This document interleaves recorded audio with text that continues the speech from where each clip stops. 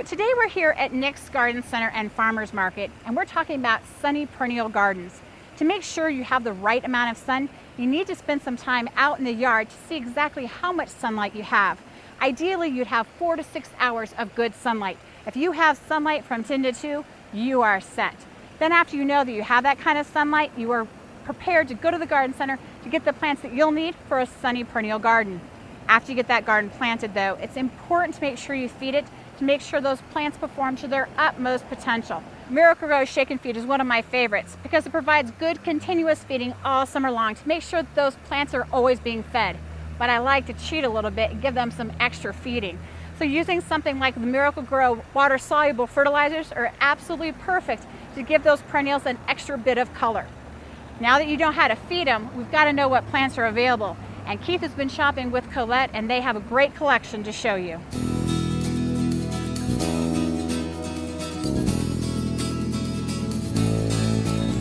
So we're here today at Nick's Garden Center, and I'm talking with Colette, one of their premier perennial people. Colette, you've put together an incredible display of perennials here for us. Yes.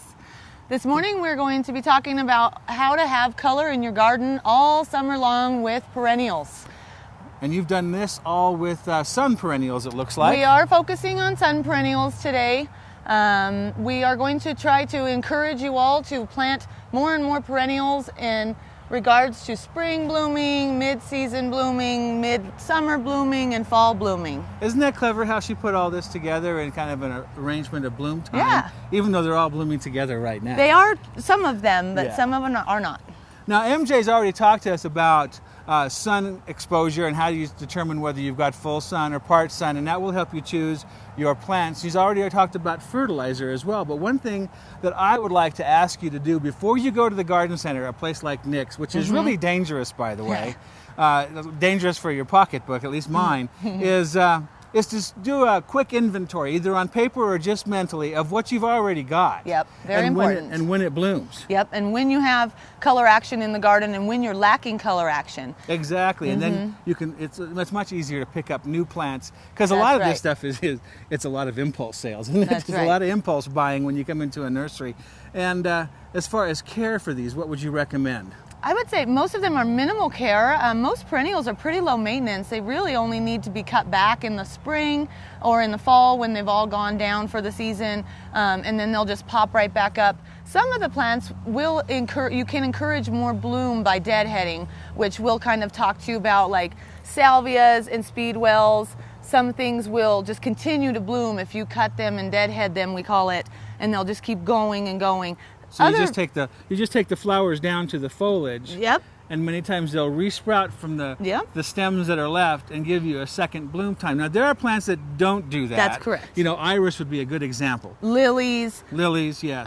Tulips, hyacinths, fall planted bulbs that are really spring pop of color. Those items won't bloom again, but it's definitely an attribute in the garden. Now the tulips and daffodils aren't represented here, but they're really an important perennial transition from early spring to early summer. Early spring on all those guys, and you can plant them in conjunction with things like creeping phlox and candy tufts and rock cress to create an astounding display early when we're all very anxious for spring. I like to plant things like tulips and daffodils in amongst my mid-sized plants like iris and the Jupiter's beard or the penstemons, so that as the tulips finish off and you've got this foliage which isn't all that attractive. You've got to let it lie. You've got to let it grow. This other stuff grows up and hides that foliage and starts its own color show. Yeah. They're very attractive together. Now, indeed. I feel for you. You must have some incredible willpower working here. I mean, does no something willpower. of everything find its way home to your house? Everything here is at some place in my garden. Yes. And how do you get away with that? Do you have to sneak it in? No. I have free reign in my garden. I can do whatever I want. Well, that's nice. But I like to have constant color. And you got to remember that plants don't only have interest with their blooms. Sometimes it's really important to incorporate foliage colors and like things. This. Foliage, like the dark purple penstemons and the grasses can add a lot of interest. And things that have really nice foliage can really add to the garden, even when they're not blooming. Yep, silver is so important. It's a great blending plant. Yeah, silver is a great blending plant. It has like this flow. It makes your garden just kind of flow and be softer when you have a lot of vibrant colors. It softens the border. Now, speaking of flow, you've got this sort of organized with the really short plants in the front, Yep. then the medium height plants, then the tall plants in the back, Yep. which is a general rule of thumb in Yep. garden design. Generally. But don't be too literal about that. I like to see some of the tall plants find their way toward the front a little bit. Yeah. It gives the bed more architectural interest. Structure, I would say, for sure. Yeah, Exactly. And absolutely. I also like to leave holes, small holes, big holes, where you can plug in some annuals now and then, because annuals will give you year-round color, Well, whereas a lot of these perennials just bloom for a That's certain right. period. Annuals just plunked around in the perennial borders can create like the transition again. When you have something that's going out of bloom and something that's coming into bloom, it's very important to have something to just kind of carry you through. So annuals can be plunked in, but really perennials are pretty showy. They are. And of course your annuals, you have the short annuals like the petunias, but then do, yeah. you've got really nice tall things to go in the back of the bed as well. Zinnias and, you know, red salvias and stuff like that, yeah. Exactly.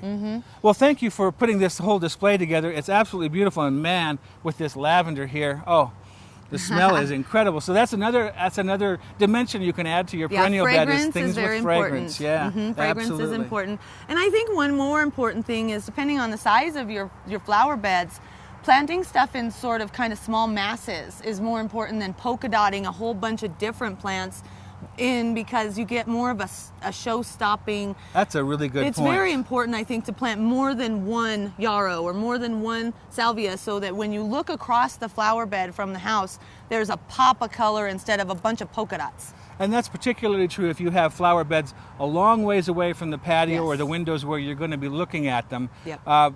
Planting in large clumps of a single color Yep. will show up from a distance, and then if you've got a close-up garden, say like this one here that has all these cute little rock garden plants over there, Yeah. you can be much more intricate in your plantings That's because you're right. going to view them up close.